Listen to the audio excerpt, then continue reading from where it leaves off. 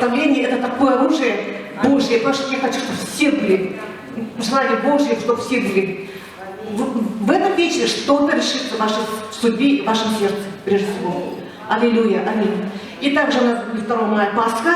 И все, пожалуйста, будьте открыты, чтобы послушать. Вот. И чтобы лидеры, у кого есть какие идеи, пожалуйста, вся информация Лидии Константиновне. Хорошо? Аллилуйя. Ну, еще у нас есть объявление, пожалуйста, человек. Шалом, церковь! Привет, привет всем, кто прорвался через заснеженные заносы, бури, никого не занесло там в двери, кто откопался и пришел сюда. Тем более мы обычно собираемся с обеда, но сегодня у нас особенная встреча с утра, по определенной причине, которую скажу чуть позже. У меня есть несколько объявлений для вас. Одно очень практичное, которое я уже давал, и очень хочу немножко все драгоценные увещевать вас.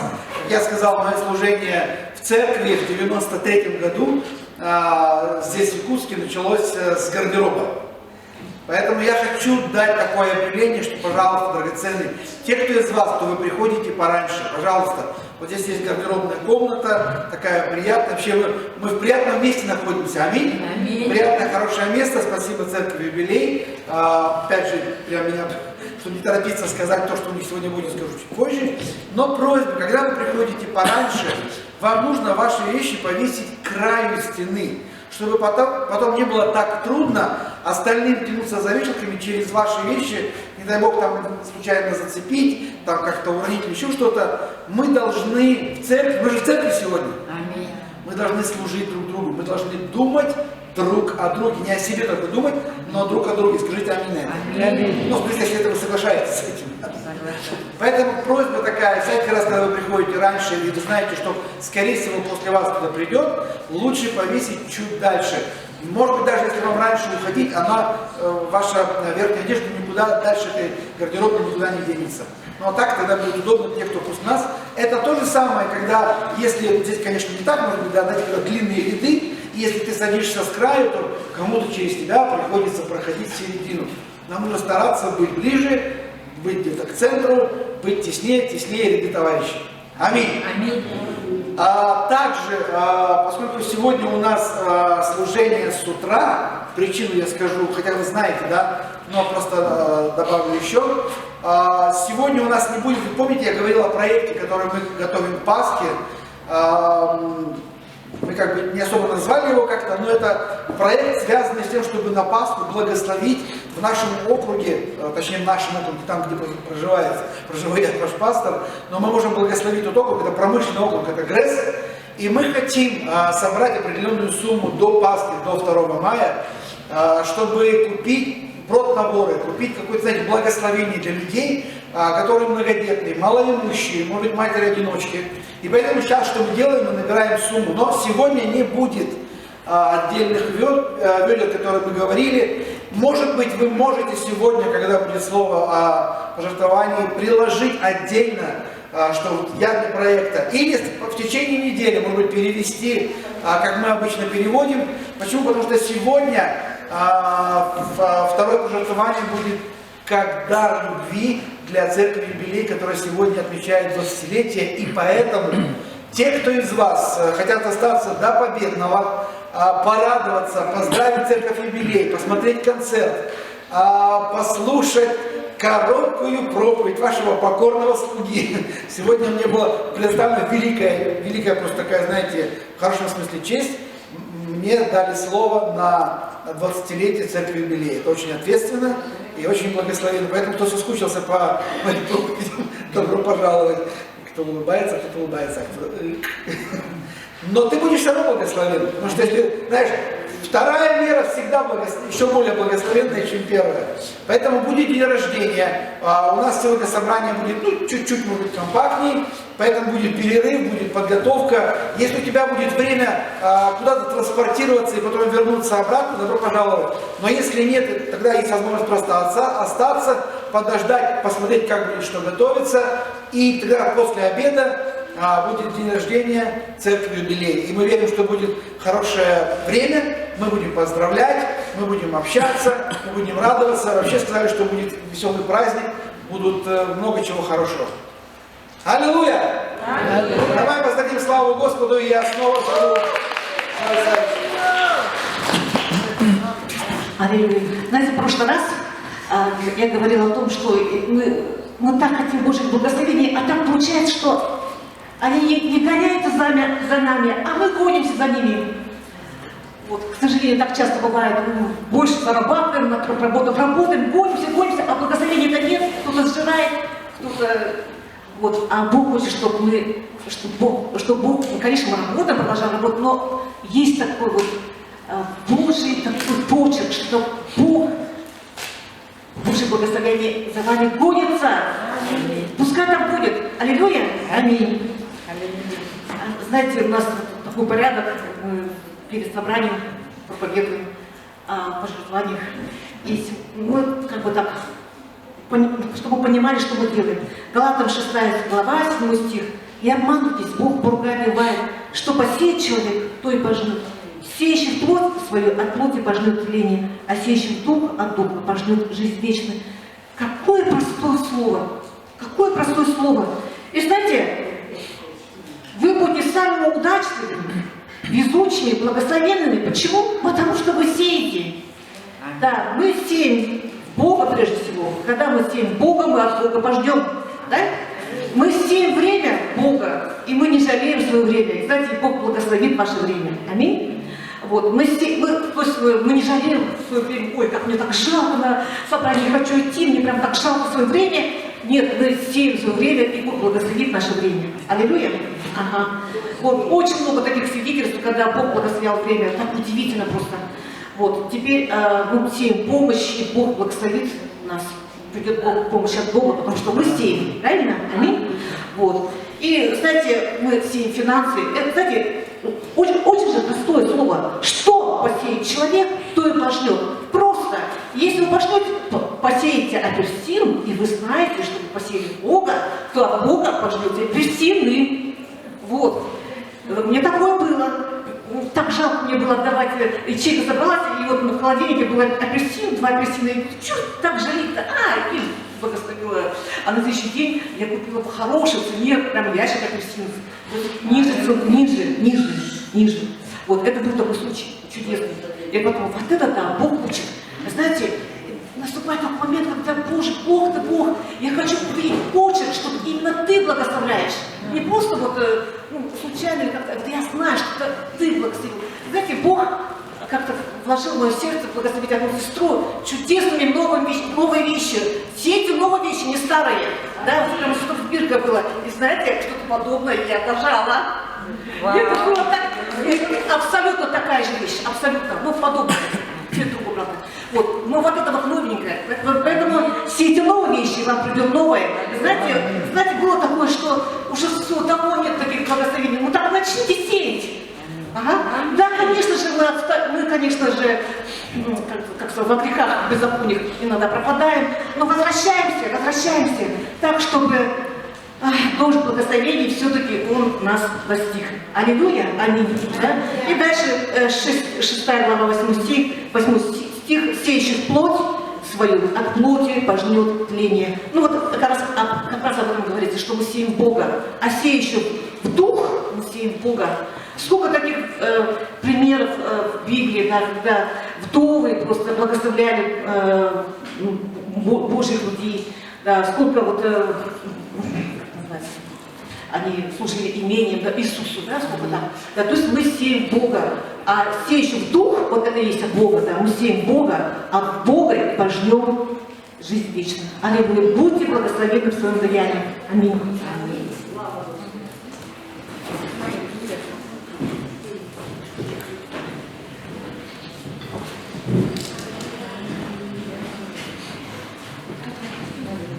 Дорогая церковь, дорогие возлюбленные, пока есть время для того, чтобы жертвовать с радостью, говорит Писание, я хотел бы представить вам гостя, который сегодня будет служить.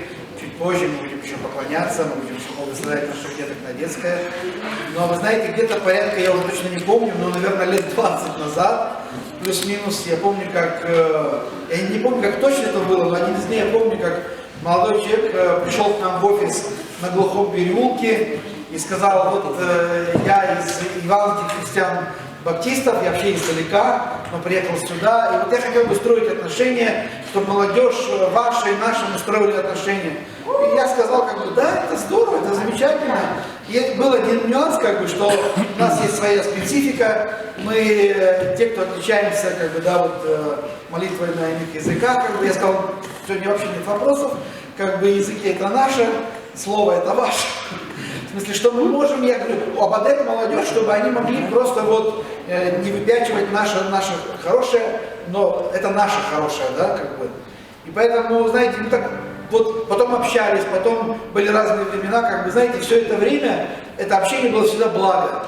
Всегда благо, всегда было радостью. И я помню, как какое-то время я прям думал, знаете, несколько лет, наверное, ну, не знаю, по каким причинам, я хотел, чтобы вот, служили братья из Евангельской церкви христиан-баптистов, и вы помните, у нас и Любомир служил, кто-то еще, и были также братья. И вот я сегодня очень просто рад, что сегодня у нас Егор, брат, пастор, служитель, муж, он сам по себе еще скажет, и вообще еще целый майор.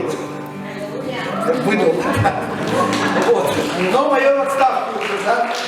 Вот. Поэтому, знаете, наши люди, они имеют свои звания и честь, но самое главное в Господе. Поэтому вот Егор Михалев, если можно так, ну, конечно, тебя увидят, но вот чуть-чуть представить, да. Вот он, собственно, персоной. Слава Богу, и давайте встанем тогда и будем поклоняться нашему Господу, потому что Он достоин всей славы, всей хвалы. Аллилуйя. Здесь взять снаряжение, нам нужно здесь взять помазание, слово, любовь, силу и пойти в этот мир. Знаете, прям сам Дух Святой показывает какие-то определенные вещи. Я верю, что Он будет показывать тебе и сегодня, и через слово, и в ближайшее время просто. Дорогие детки, пожалуйста, придите все сюда вперед. Это замечательно, что вы есть. Есть у родителей, что вы есть также и в церкви. Мы хотим вас благословлять, мы хотим за вас молиться, чтобы сегодня на детском служении у вас было служение Богу. Бог служил вам, и вы служили Богу. Аллилуйя. Это все, кто есть. По-моему, еще не все. Кто-то еще должен выйти, да?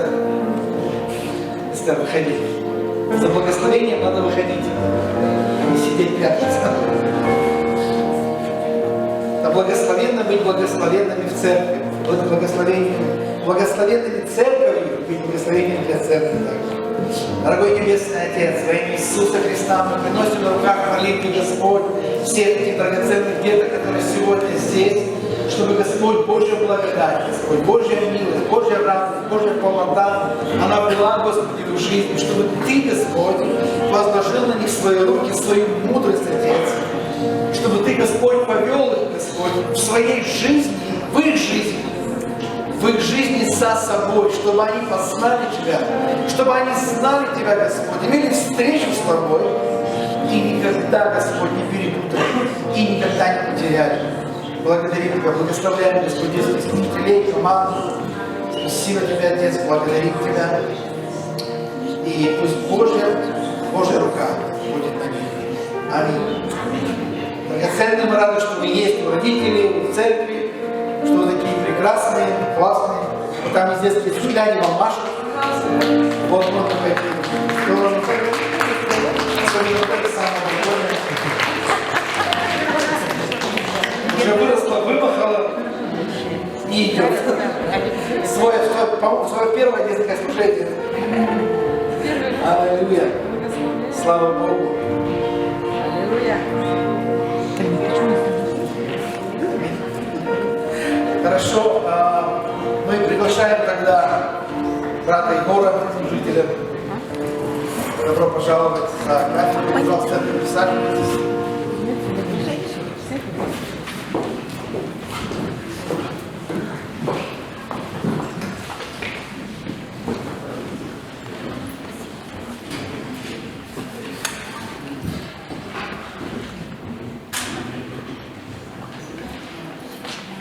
Приветствую вас, дорогая церковь.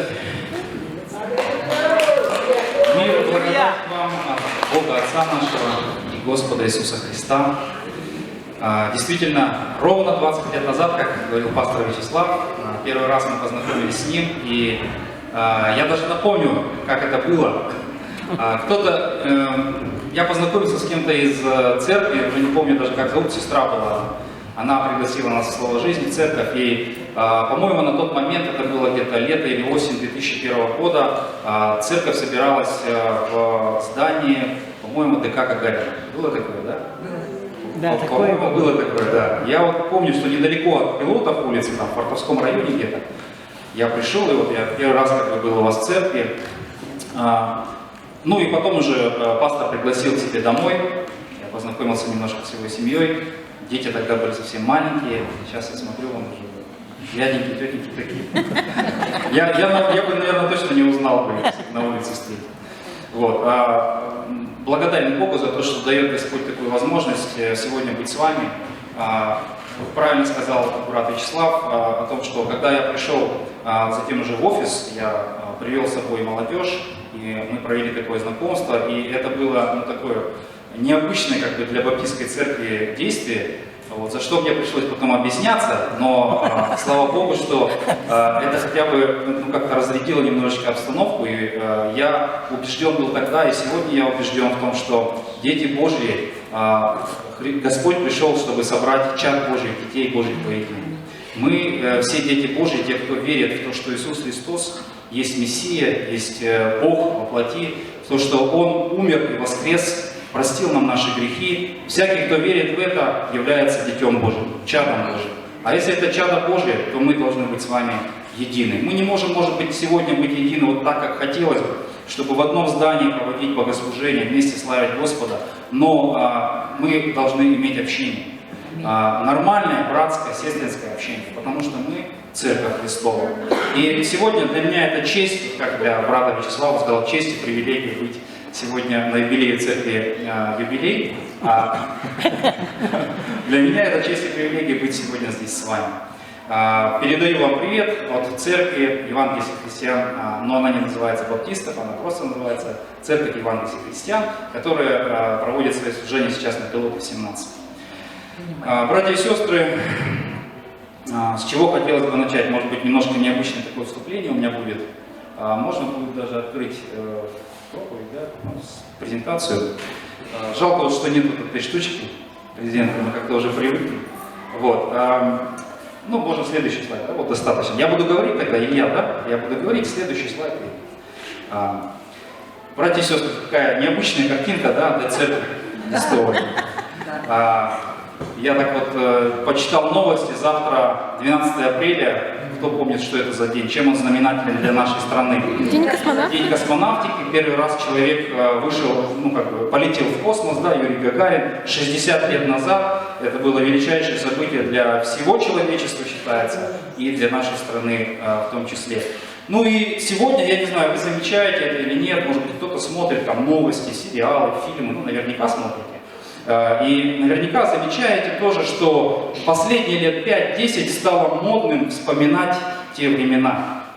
Появляется какая-то ностальгия у людей, там, да, вот даже символика это. Вот я смотрю сейчас футболки, всякие там сумки, там еще что-то, да, с этими советскими звездами, флагами, какие-то вот, ну, воспоминания всплывают в голове. Я сам родился в 1978 году, и вот мое детство как раз прошло в Советском Союзе. Когда Советский Союз рухнул, я был подростком. И очень хорошо помню то время. Мой сын, который, кстати, учится с сыном Олега в одном классе даже, он периодически у меня спрашивает: папа, а как вот в детстве там было вот это, вот это, вот? Ну, я ему рассказываю, он говорит: вообще все по-другому. Сейчас почему такого нет? Почему у нас эти телефоны, зачем вот эти все компьютеры, телевизоры? Мы им объясняем, что ну, это опасные вещи, через которые грех может войти и начать царствовать в ребенке, в человеке, но нужно быть очень внимательным ко всем этим новым технологиям. И он говорит: у вас так было проще, вы гуляли там вместе, общались, там что-то делали, там, да, вот, ну, не было ничего этого. Сейчас, да, конечно, все изменилось, и у людей, у старшего поколения особенно, появляется какая-то ностальгия Замечали такое или нет? Вот Да. у тех людей, кто может быть вокруг вас, может не у вас самих, но тех, кто нас окружает, много хороших вещей было в то время. Я помню, действительно много хороших вещей. Но нельзя ни в коем случае забывать и о том, что было плохого, о том, что было негативное. Мало того, что наших братьев и сестер по вере это государство гнало, этот режим прессовал по-всякому, не давал просто верить, не давал просто славить Бога. Кроме того, этот режим, это советское государство стало такой империей большой, которая проповедовала, скажем так, совсем далеко не Божьи ценности, не библейские. И если вы помните, было такое выражение «холодная война». Помните, что она означает? Это противостояние такое, вот, да, негласное противостояние, может быть, неформальное, одной половины земного шара с другой. Советского Союза и вот этих вот государств-сателлитов коммунистических, и США, и их союзников. Так, в каких-то маленьких, небольших странах, небольшие локальные войны, конфликты, и туда подключаются и США, СССР, и вот эта вот война, как бы там спонсируется этими двумя государствами, погибают люди, страдают целые народы, но это действительно страшная вещь, холодная война. А помните, еще с холодной войной было связано такое понятие, как гонка вооружений. Когда все больше и больше и больше наращивалось вооружение, танки, самолеты, личный состав в армии, наращивалось самое главное, это ядерное оружие. Страшная вещь вообще. Что происходило тогда? Шла война идеологии. Мир был на грани Третьей мировой войны, самой, наверное, последней страшной войны. В 1962 году Карибский кризис, помните, когда чуть-чуть вот оставалось, и, наверное, вы полетели боеголовки ядерные друг в друга. Но Господь это остановил. Братья и сестры, еще один момент хочу вспомнить. 82 год. Можно следующий слайд? Наверное, новое поколение, молодые ребята здесь понятия не имеют, кто это такой. А те, кто постарше, наверное, знакомое лицо, да? Да. Фамилия знакомая, да, Юрий Андропов. Помните, кто такой он был? В 1982 году Юрий Андропов становится главой Советского Союза. Тогда назывался генеральный секретарь ЦК КПСС, да, Советского Союза. Сейчас мы бы назвали президент, глава страны. Кем он был? Вот Олег правильно говорил. Он был до того, как стал этим генеральным секретарем, он был председателем КГБ, Комитета госбезопасности. Самая жесткая, самая страшная структура в нашей стране, которая очень много наших братьев и сестер по вере уничтожила просто. И вот этот вот человек становится главой государства. Какова реакция на Западе? Помните, кто, может быть, помнит старшее поколение? Я потом читал газеты, искал специально, как реагировали американцы, там, немцы, французы, англичане. Реакция была, естественно, предсказуема.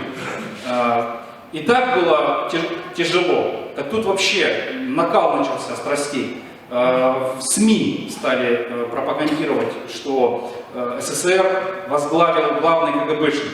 Сейчас начнется война.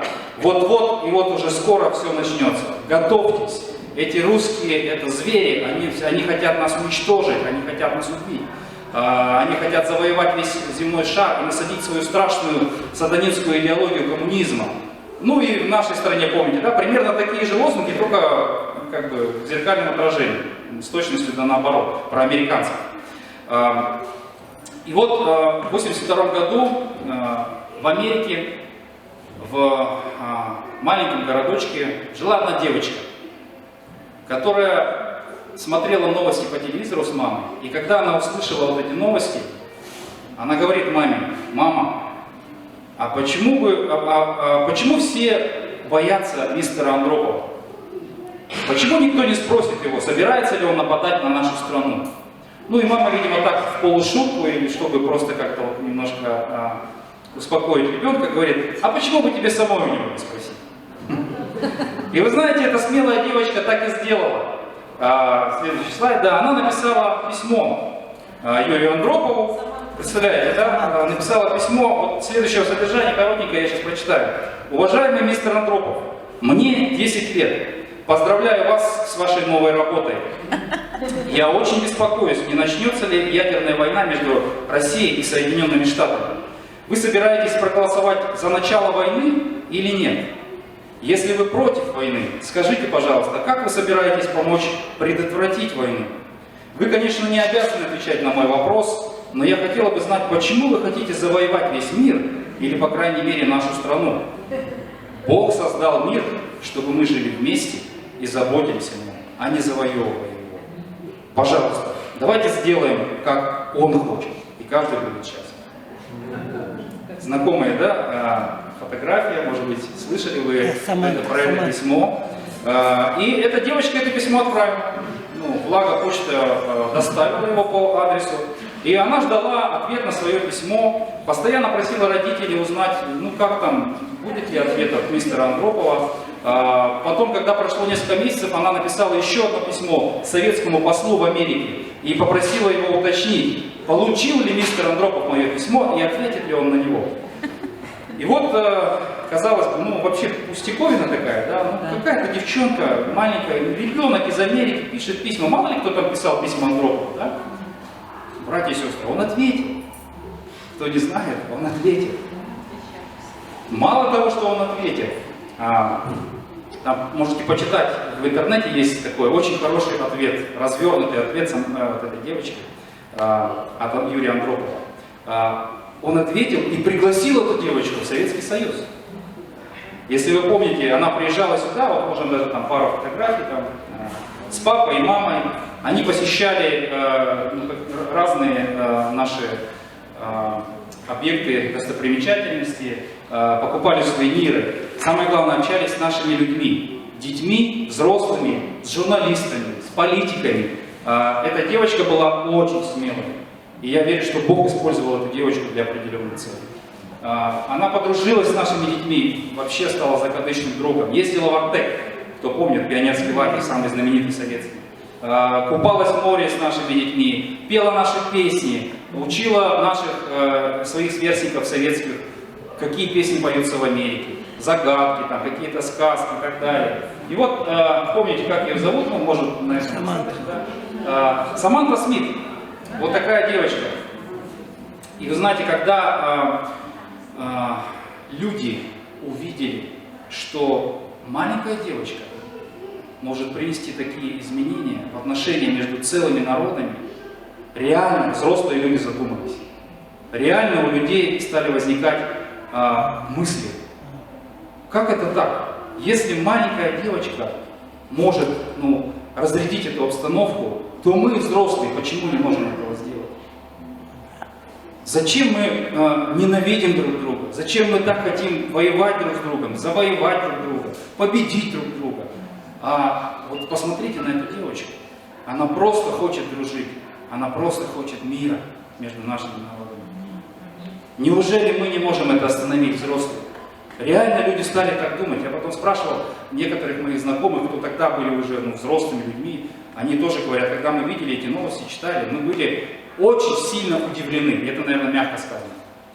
Как это возможно вообще? Никогда до нее такого не было. Вспомните, сколько Советский Союз существовал, никогда до этой девочки такого не было.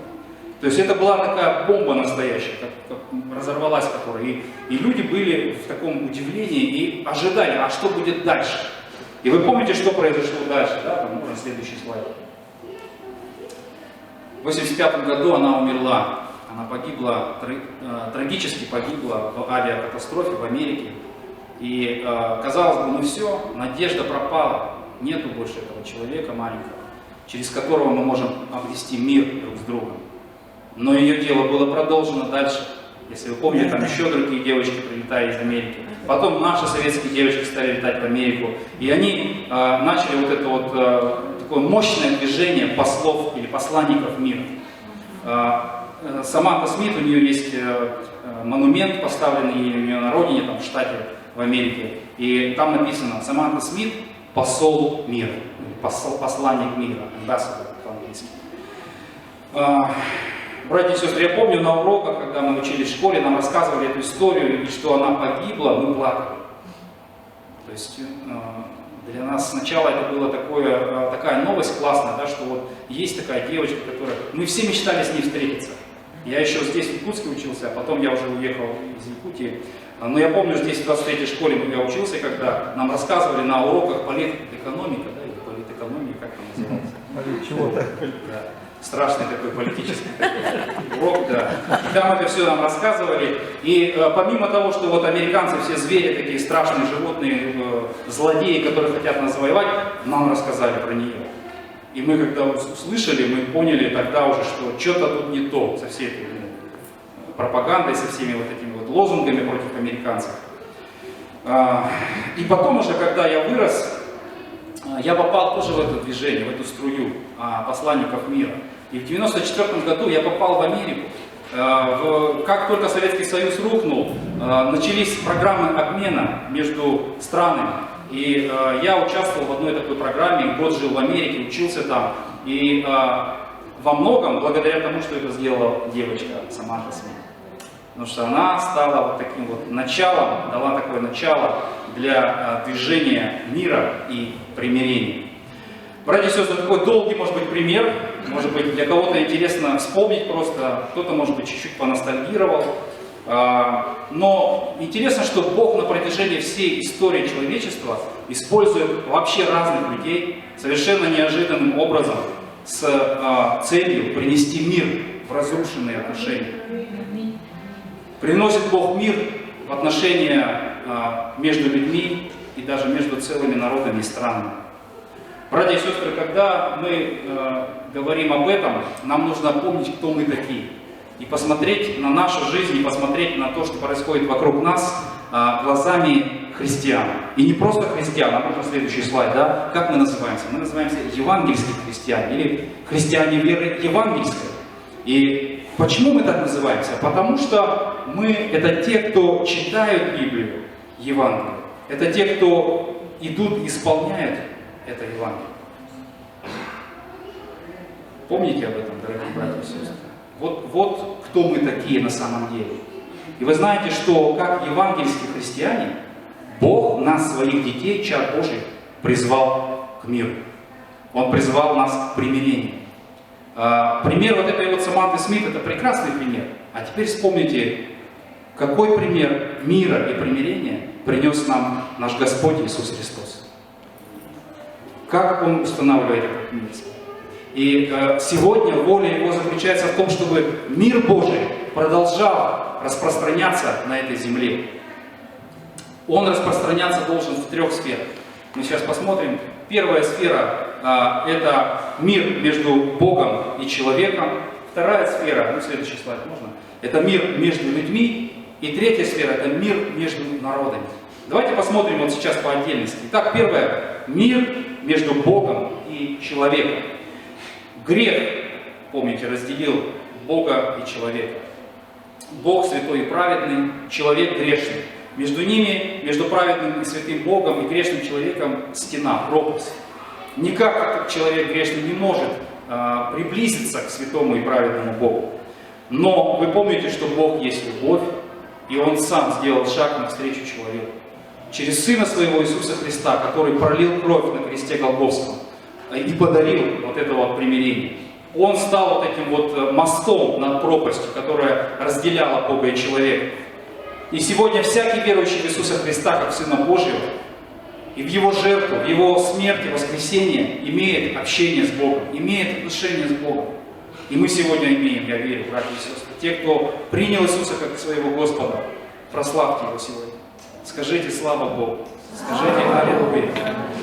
Бог во Христе, написано в первом послании к Коринфянам, можно следующий слайд, потому что Бог во Христе примирил с собою мир, не вменяя людям преступлений их. Братья и сестры, сколько у нас преступлений, вспомните, сколько у нас грехов было. И как Бог чудесным образом примирил нас с собой. Посмотрите, что сказано в послании к Колоссянам.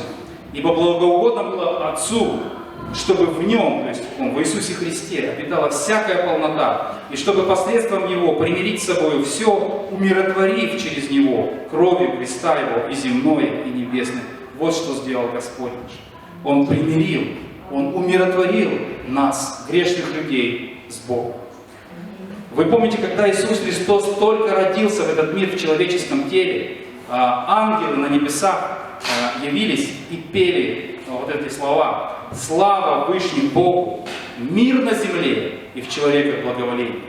Они провозгласили, что с приходом в мир Иисуса Христа, Мессии, пришел настоящий мир в отношении между Богом и человеком.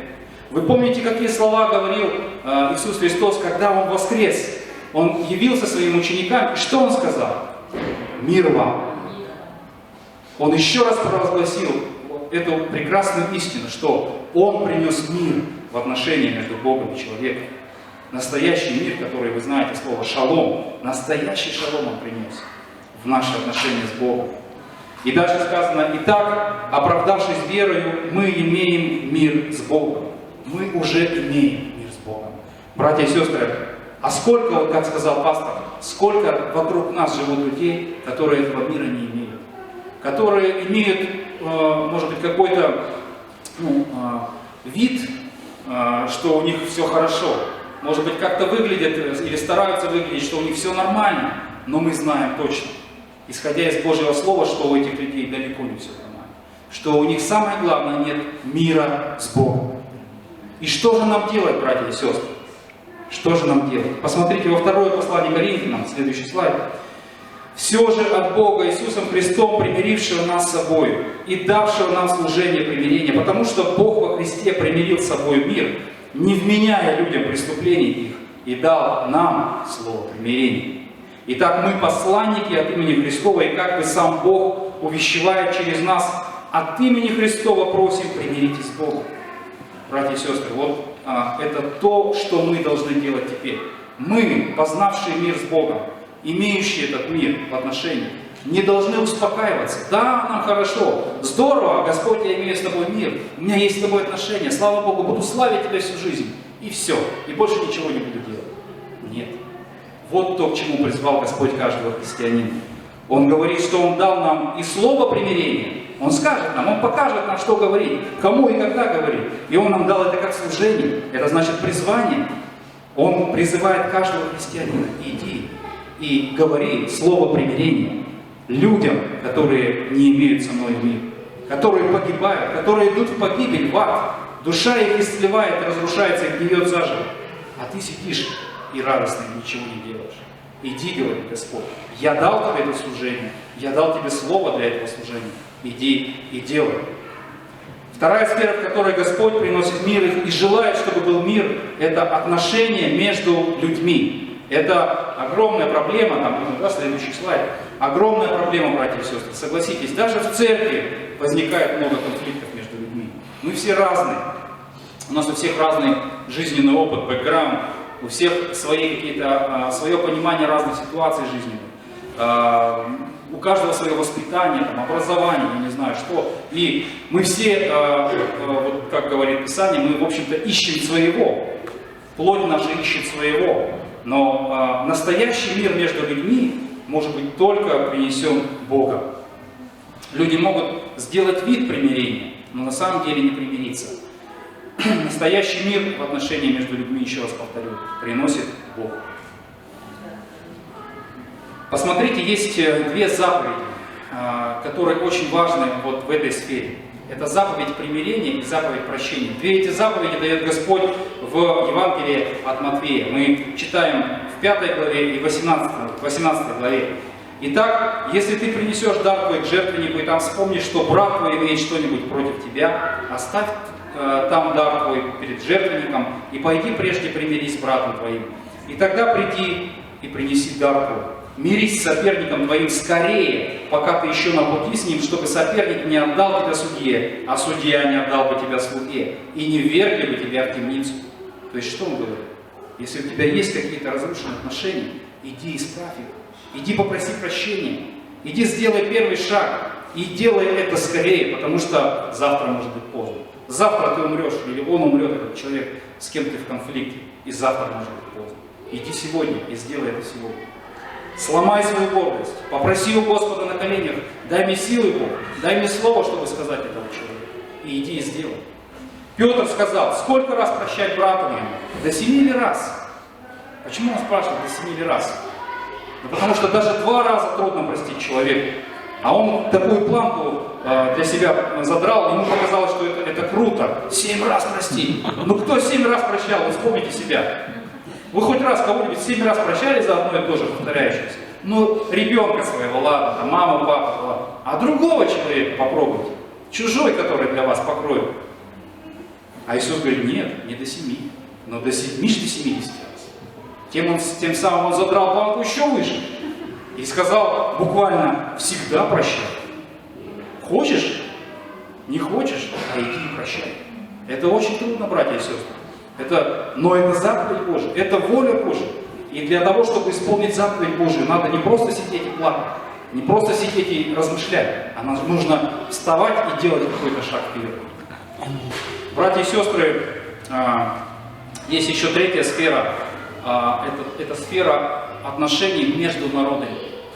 Это тоже болезненный вопрос, сколько люди существует, человечество, со времен грехопадения Адама и Евы всегда воюют, всегда враждуют.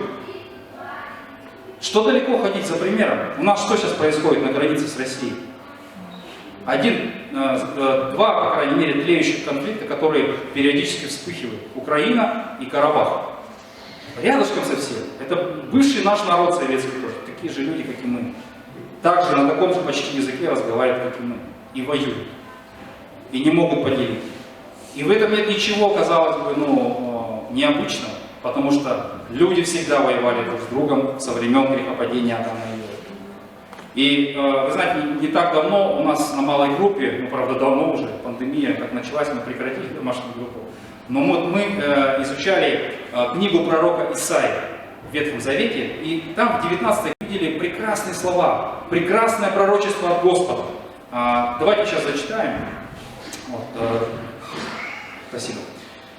В тот день из Египта в Ассирию будет большая дорога, и будет приходить Ассур в Египет, и египтяне в Ассирию, и египтяне вместе с ассириянами будут служить Господу. В тот день Израиль будет третий, только третий, с Египтом и Ассирией. Благословение будет посреди земли, которую благословит Господь Саваоф, говоря, благословен народ мой кто? Египтяне. И дело рук моих кто? Ассирияне. И наследие мое Израиль. Как это так? Вот читаешь, сам себе противоречит, что ли? Но Бог говорит, это будет. Это обязательно будет. Это пророчество от Бога. Прямое пророчество, которому мы должны верить на 100%. Братья и сестры, как это возможно? Посмотрите, Египет – это извечные враги Израиля, Божьего народа. Так или не так? Постоянно они враждовали, постоянно у них какие-то были разногласия, споры. А сегодня они хорошо живут или нет? Египет и Израиль. Рядышком живут. Терпеть друг друга не могут.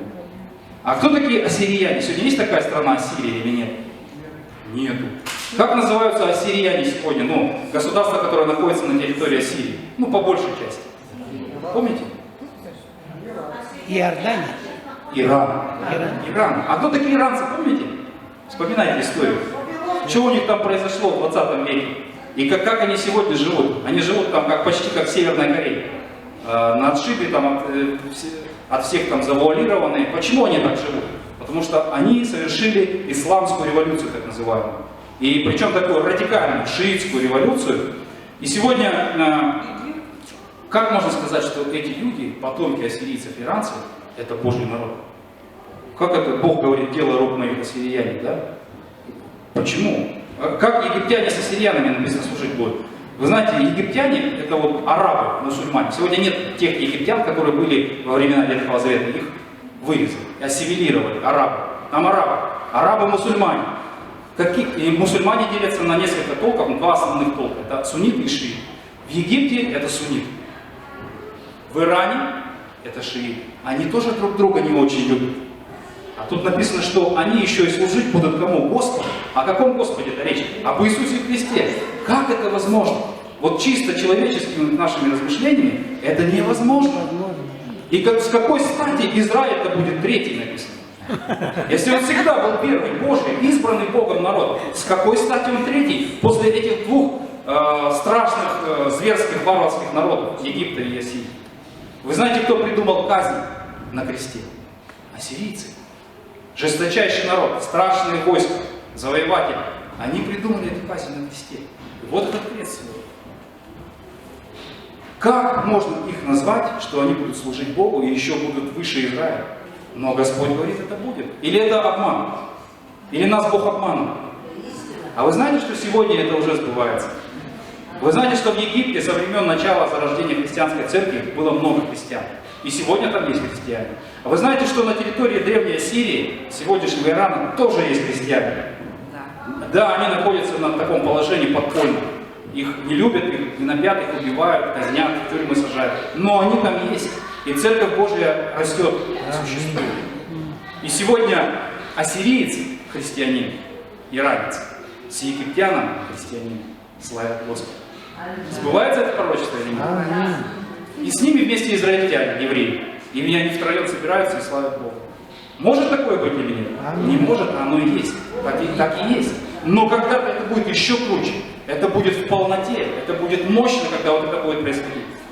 Братья и сестры, Богу все возможно.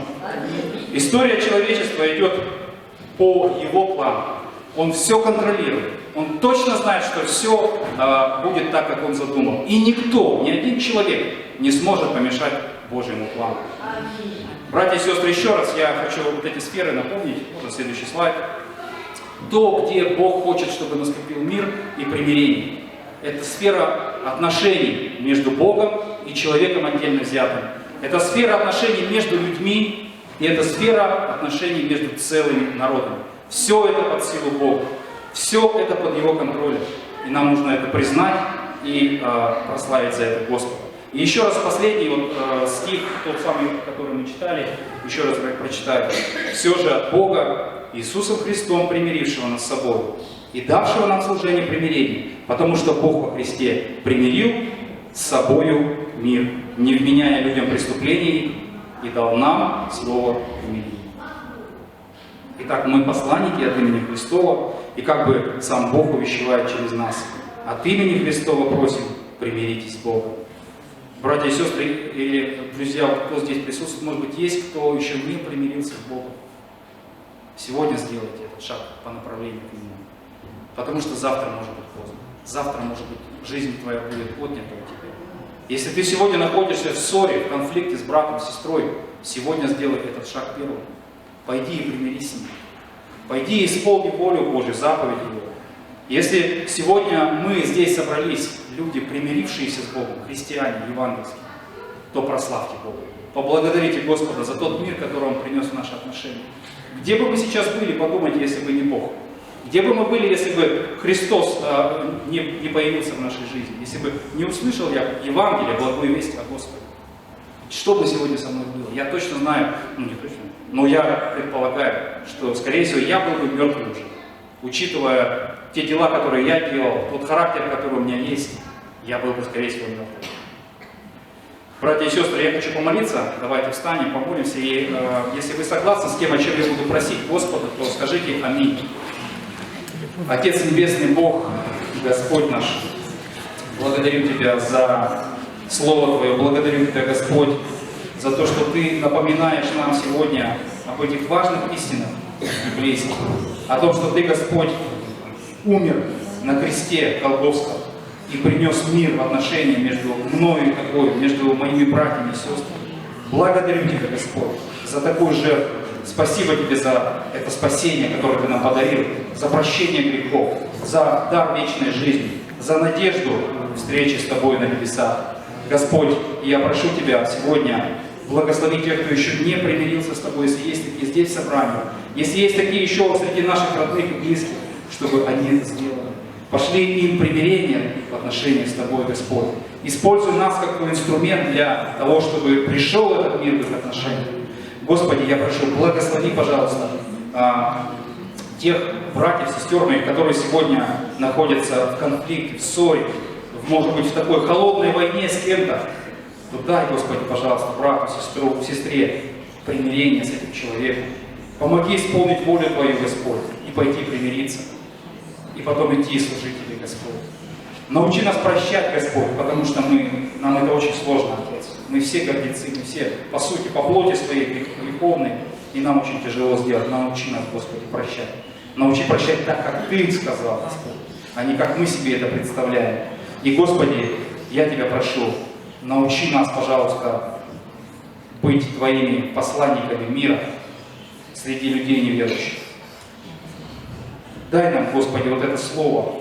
Подскажи, что, кому и когда говорить, чтобы возвещать Твое Евангелие, Твою благую весть о спасении людям погибающим, которые живут вокруг нас. Научи нас, Господи, пошли нас, дай нам смелости, чтобы идти, а не только молиться и благословлять других. Научи нас самих это делать, потому что мы посланники от имени Твоего, Господь. Ты так сказал, Господь, и мы просим Тебя, научи нас, Боже, этому служению, примирению. Во имя Иисуса Христа прошу об этом и ко славе Твоей. Аминь. Аминь. Слава Богу, братья и сестры, мир, благодать нам, Господи.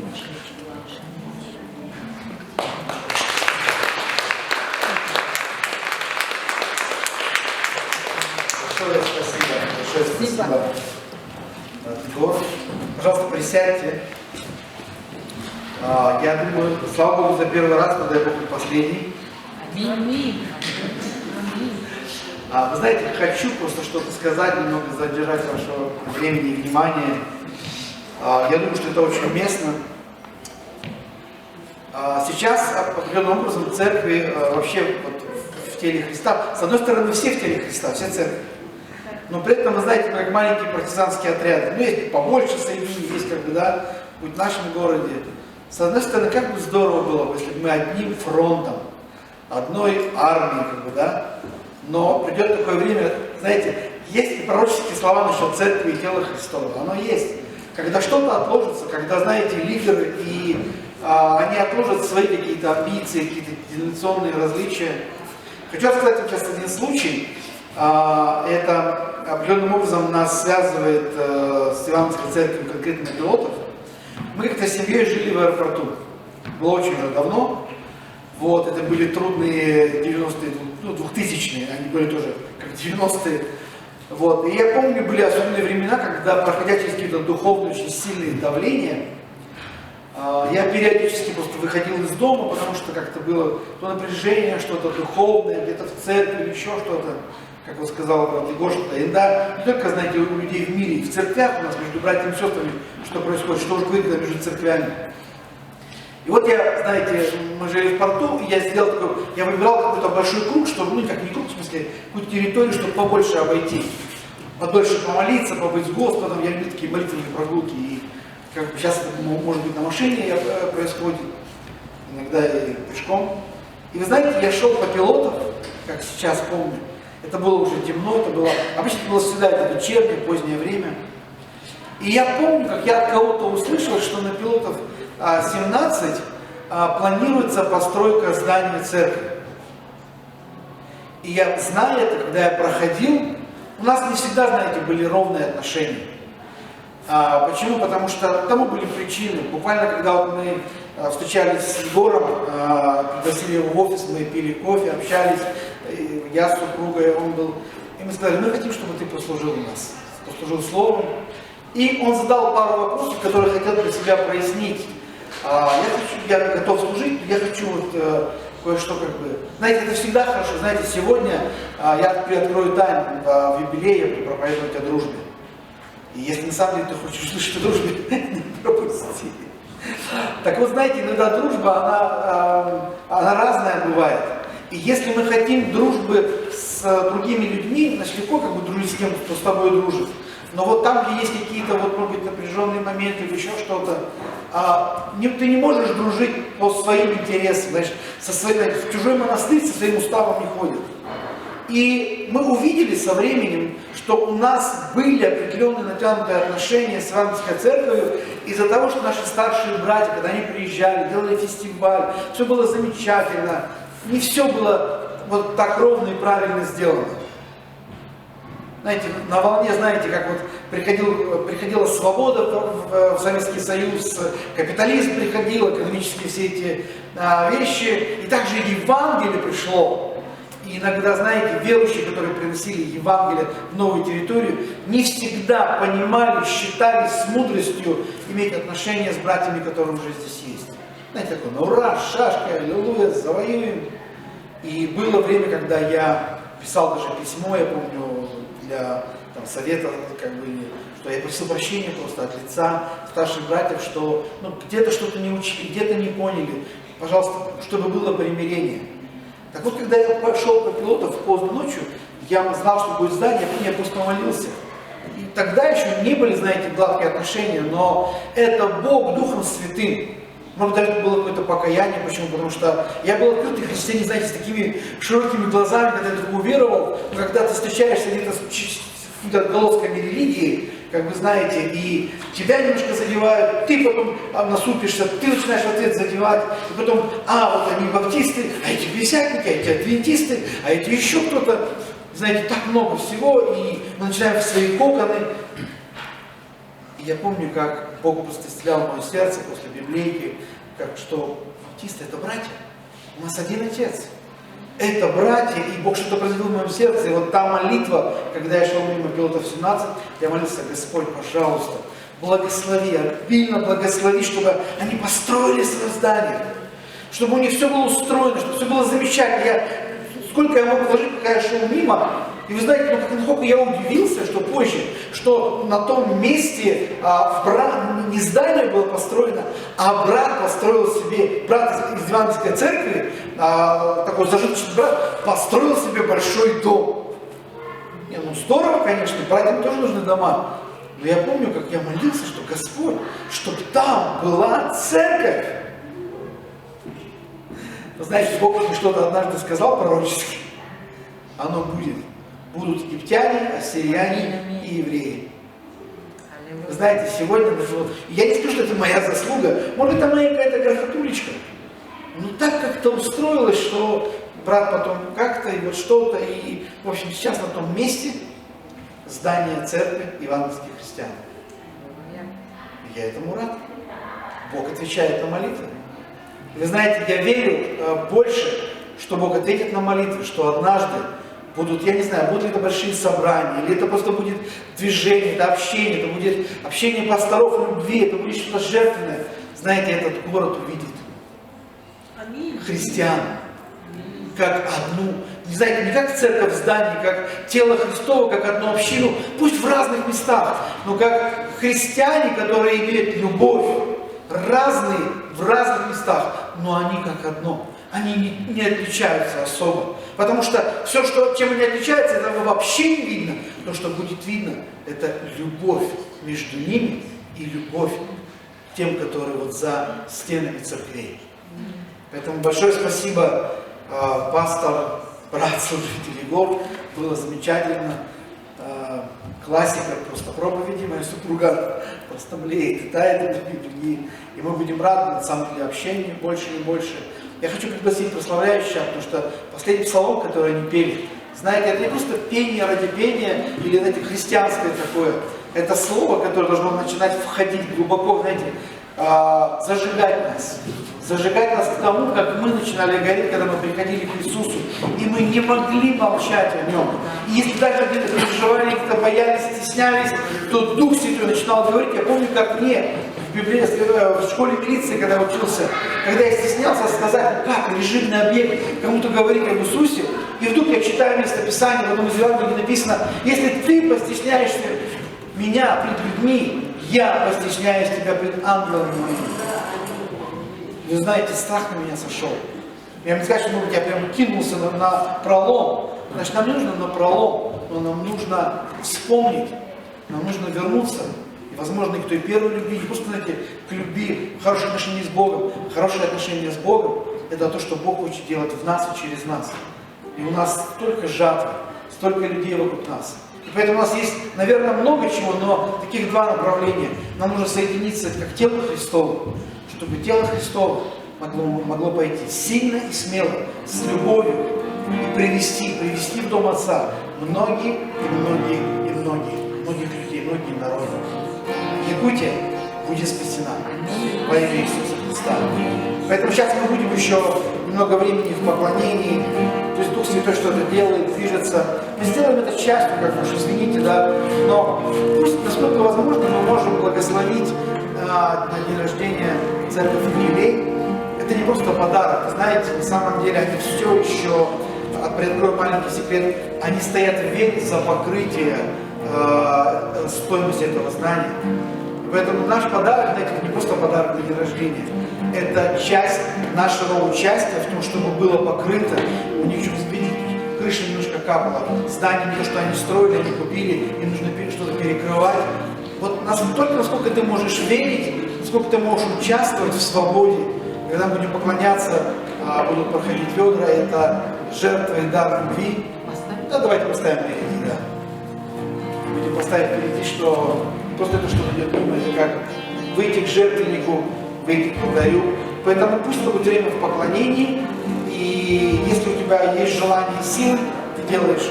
Если у тебя есть желание, но сил, ты просто наслаждаешься и пребываешь в Господе, и Господь даст тебе силу. Давайте встанем на наши прекрасные ноги благовестников. Слава Богу за наших левитов. Еще раз спасибо нашему драгоценному гостю. Давайте также сейчас помолимся за, если нет уже благословение, даст на минуту. Благословим в лице Егора Евангельскую церковь в Якутии, в Якутске и в Якутии, всех служителей.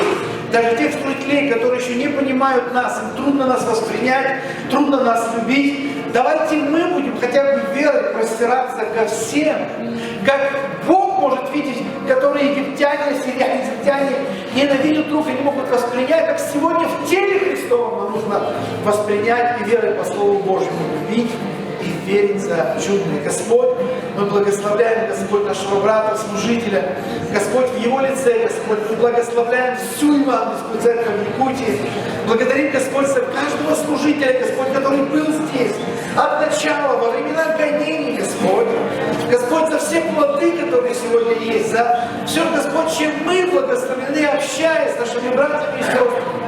Благодарим Тебя, Господи, мы просим благодати Твоей, крови Иисуса Христа, Господь, защитой, и также единство в Духе, Господь, как Ты знаешь, Господь, оно да будет Твоим, Иисуса, через любовь Христову, через веру, Господь, через смирение. Благодарим Тебя, Господь, что все да будет по Слову Твоему. Благослови брата его семью, Господь, рады ему, и, Господь, Ты, верим, также рады, чтобы, Господь, благословить его. Аминь. Давайте поклоняться. И если у тебя это сердце жертвовать, тогда. И сегодня еще после обеда день рождения, юбилея. Кто желает, все могут быть. Аминь.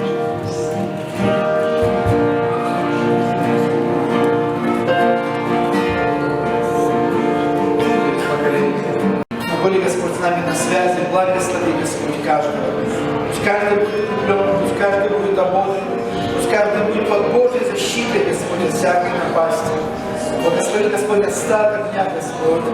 И мы просим, благослови, Господь, также каждое семя, Господь, верой, Отец.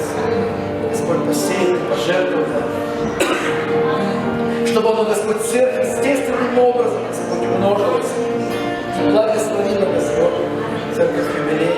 Так, чтобы они были свободны в том, Отец, чтобы иметь то, что они имеют, Господь, радости в полноте.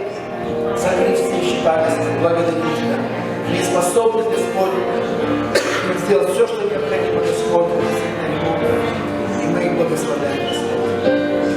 И, Господь, благослови, Отец, свой народ, презрит своим светлым лицом, Господь, помилуй, обратит свой взор, Господь, к предстоящей неделе, и даст мир, даст Божий мир во Христе. Аминь. Аминь. Прошу прощения. У нас есть еще буквально маленькая часть. Наш драгоценный член совета, она улетает в отпуск в следующей неделе, просила молиться. Я не знаю, кто-то еще в следующей неделе куда-то двигается, уезжает, улетает. Мы готовы за вас помолиться. Еще кто-то? Вы не знали, да, что, почему? Вот. Давайте пострем наши руки, как церковь, благословим дорогу. Дорогой Отец, просим благословить наших драгоценных сестер. Благослови, Господь, чтобы они были благословены при выходе, при всем, Господь, пути, который запланирован, и при всех действиях каждого, Господь, все это было в радости Божьей, в полноте, чтобы они были источником, Господь, этой радости, и Ты наполнял их. чтобы Твоя забота была во всем происходящем. И они не забывали Тебя, Господь. И они знали, что есть семья и дом, где их ждут, и что с миром Божьим они, Господь, в правильное время могли вернуться обратно во имя Иисуса Христа. Аминь. Аминь. Благослови дорогу Троицы. И последняя церковь мы сейчас уже завершаем. И скоро церковь начнет стекаться и подготавливаться. Давайте вместе, дружненько, кто не торопится, братья, помочь что-то прибрать, сестры, подготовить что-то относительно, сдать после себя относительно порядка. И все, кто желает остаться до начала, сможете остаться дождаться. Если я не ошибаюсь, возможно, в 3 часа, как у нас, начнется праздник церкви юбилей 20-летний сегодня. Аминь. И Бог благословит. Всем шалом. С миром.